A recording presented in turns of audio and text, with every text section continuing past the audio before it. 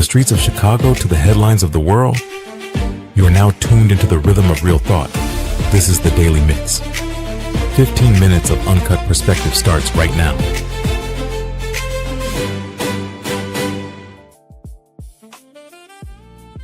To the Daily Mix, y'all. I'm your host, Omari Jahi. It's 12 noon, and today we are looking at a chessboard of life. Let me ask you one straight question. Are you playing chess with your life? Or are you just taking the dice cup, rolling the bones, and crossing your fingers? Too many of us live our lives like gamblers. We make reckless moves. We don't think ahead. And then, when the numbers don't go our way, we want to blame bad luck or say the game is rigged. But when we step up to a grandmaster level, we realize there's no such thing as luck. There are only decisions and consequences. Today, on the Daily Mix, we are breaking down the chessboard versus the dice cup.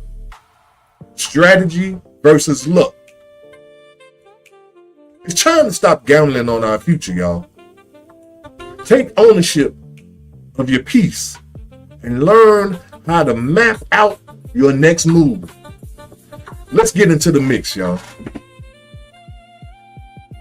So, a lot of people treat their finances, careers, and personal growth like a casino game. We wait around for a lucky break instead of building a solid, technically structured plan. The blame game. This is what we play a lot. In a dice game, if you lose, it's the dice fault.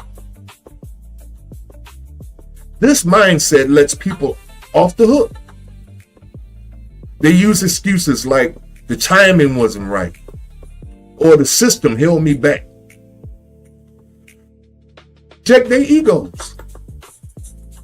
When you rely on luck, you surrender your power. You become a passive spectator in your own life. Think about a professional who feels stuck in a dead-end job, frustrated that their career has completely stalled out. Instead of building a strategic plan, we rely entirely on luck.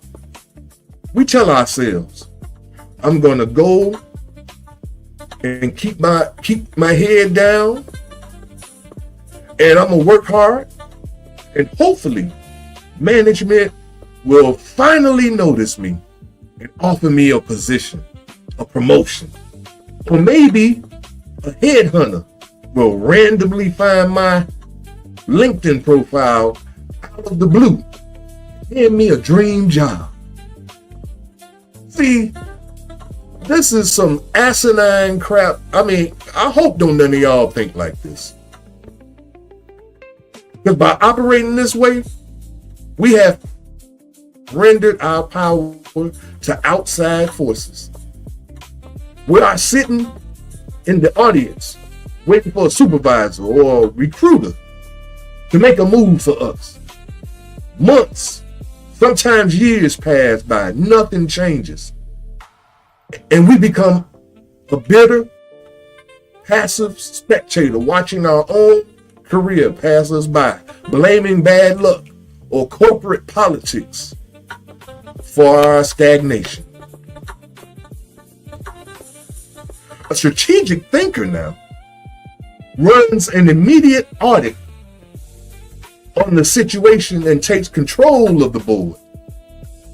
We don't wait for a lucky break. We map out our next 3 moves with precision. Move 1. I hope you got a pen and paper. Write this down. We schedule a direct face-to-face meeting with our supervisor. to explicitly ask what specific metrics or leadership skills are required to reach the next level. See, we don't leave it to chance. We go straight in and ask, what are you looking for? What would you expect from me in order for me to move to the next level? What are you looking for? Now, either you're going to be able to produce it or you're not, plain and simple. But sitting there hoping and praying that somebody going to give you something, that ain't never going to work. Now, move number 2. We aggressively spend our evenings earning a new professional certification or mastering a high value skill that makes us indispensable. See, if you're working at a tech company and you're not improving your knowledge of tech, AI, things of that nature, then you shouldn't be surprised that ain't nobody hollering at you to try to move you nowhere. You ain't trying to move yourself nowhere. Move number 3. We proactively update our resume and intentionally network with 3 target companies every single week. Even if our current manager passes us over, the chess player don't lose, because we took active ownership.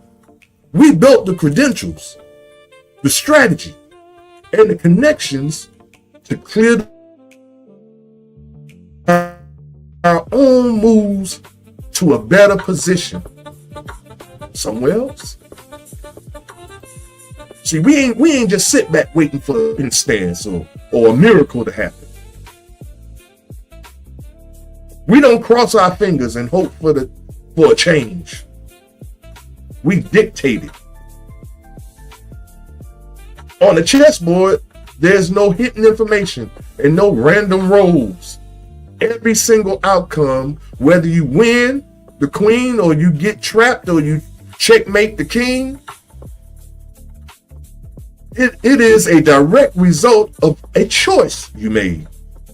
A strategic thinker doesn't just react to what's happening right now in a panic. We look 3 to 4 moves ahead. We manage our risk, protect our baseline, and calculate the costs before we move a piece. Just to give you an example. Everyone understands our GPS, right? The navigation system and the rules of the road. It's an easy, universal way to explain this strategy versus panic. Now check this out. When you drive, you don't just stare at the 2 feet of space of the pavement space directly in front of your headlights, do you? Or your bumper, I should say, and hope for the best. We don't do that. You look down the road to anticipate traffic, upcoming exits that you have to take. Look up to see when are those exits coming, or is the traffic getting heavy? Should I exit and take another route? Now, a reckless driver only reacts when the brake lights in front of them slam on. That's a train wreck waiting to happen. It's a dice roll. Driving in a panic, crossing your fingers that nobody cuts you off. But a strategic driver is looking a quarter mile down the expressway. You see the slowdown happening before you get to it. You calculate the cost of staying in a jam lane versus taking an exit. You don't wait until you run out of gas to look for a gas station. You protect your baseline. If you miss your turn in life, it's not because the road was rigid. It's because You weren't looking ahead at the signs. If you lose a piece in chess, you don't curse the board. You audit your strategy. Adjust. You figure out where your blind spots was so you can execute better next time. Now, I want to challenge my listeners to look at the one area of your life where you currently feel stressed and stuck. Are you treating this problem like a chess player or a dice roller? Have you actually mapped out a blueprint to fix it? Or are you just hoping things magically and mysteriously is going to get better on their own? Stop complaining about the position you're in. Look at the board right now. Take a real inventory and make one intentional strategic move before the day ends to protect your position and advance your goals. Now, what about becoming an entrepreneur? What if you want to be an entrepreneur?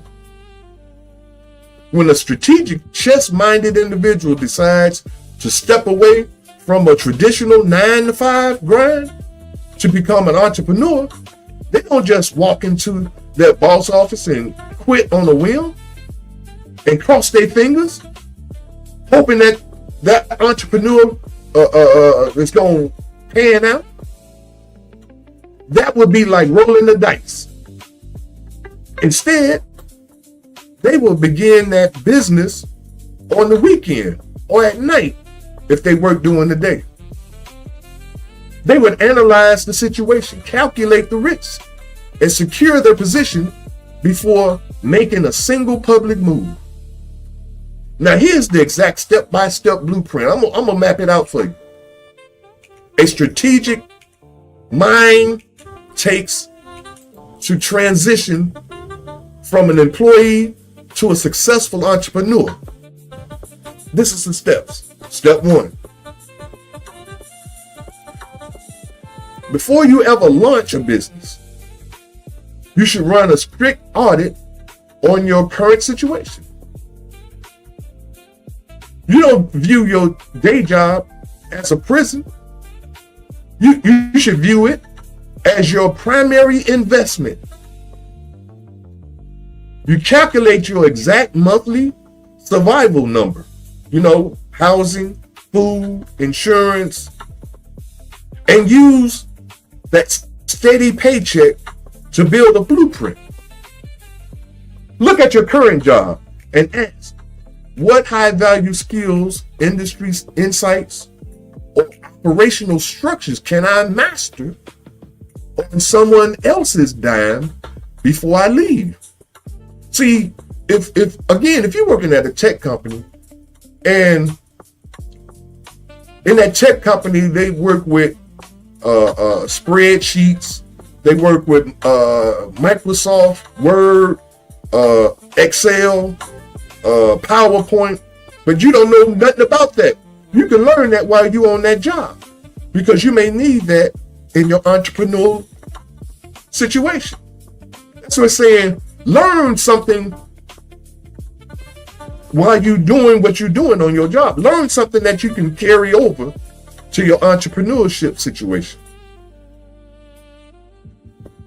Then you maximize your current position to prepare for the next one. Step 2, check this out. A dice roller quits their job, rents an expensive office, buys inventory, and then hopes customers show up. Not the chess-minded individual. That chess-minded person does the exact opposite. They validate the market while their baseline is still protected. When I say baseline, I'm talking about your bills. Your bills are still getting paid. You need to protect that baseline. Now, here's the first move, y'all. Find a specific gap, an inefficiency, or a pain point in the market that people are actively complaining about. secure proof of concept. Acquire your first 2 to 3 paying clients as a side hustle during your evenings or weekends, like I said earlier. Do not, I repeat, do not leave your job until you have enough clients or customers proving that people will actually hand you money for your solution, for your business, and what you are attempting to move into. Step 3, managing the risk. Build the infrastructure. A strategic thinker knows that enthusiasm don't protect you from liability or a structural failure. Before you scale up, before you leave that job and move into this entrepreneurship or get a brick and mortar, if it's going to be a tech place, if it's a bookshop, if it's a laundromat, whatever it is, before you go into brick and mortar and scale up, your bills need to be protected. They need to be paid. Don't run a business out of your personal bank account. Set up the proper legal structures like an LLC. Get an EIN number and separate business banking entity and get their accounting system in place for your business. Personal account, business account. Identify exactly who or what you need to execute at a high level. Whether that's a reliable software suite, a media production setup, a trusted independent contractor, whatever it is. So they are wearing 20, you don't want to be wearing 20 different hats in a panic later. And last but not least, step 4, y'all, the end game. Don't rage quit or burn bridges. A grandmaster always exits with professionalism, keeping their reputation pristine, because they know the board of business is small. And former bosses often become future clients or referral partners. They pull the trigger and leaving that job only when the side hustle revenue matches their baseline survival number, or when their cash runaway is so secure that they can dedicate 100% of their time to scaling up without fear of paying any bill. Well, you guys, I think my time is about. I might have went a little bit over, but this has been the Daily Mix, y'all. And I'm your host, Omari Jahi. Stop rolling the dice on your future. Own the board, master your strategies, and make your moves count. I thank you all for checking me out for this little 15 minutes. We'll be white black tomorrow. Until then, I'm out of here. Peace out. Take care of your mind, take care of your health, and we'll be back in the mix tomorrow at 12 noon. Until then, peace out.